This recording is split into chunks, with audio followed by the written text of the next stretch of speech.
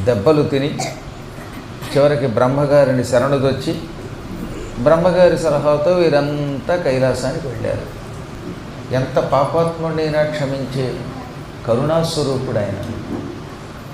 దేవతలంతా ప్రభువు మేము చాలా అపరాధం చేశాం, ఈ ప్రపంచమంతా ఈశ్వరమయం శివమయం అయినప్పటికీ శివద్రోహం చేసిన దక్షుడు యజ్ఞానికి వెళ్ళాం, దక్షుడు శివనింద చేస్తూ ఉంటే విన్నాం, భరించాం, అందుకే వీరభద్రుడు బుద్ధి చెప్పాడు.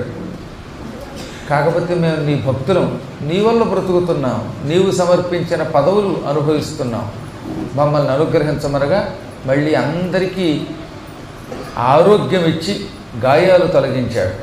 పళ్ళూడిపోయిన సూర్యుడికి యజమాని దంతాలతో భోంచేయమన్నాడు. అంటే చంద్రుడికి నీకు వృద్ధిక్షయాలు ఉంటాయి, కళలకి నీవు బాగానే ఉంటావు అని నడ్డి సవరదీశాడు. గడ్డం ఊడిపోయిన భృగువుకి గొర్రెగడ్డం తగిలించాడు.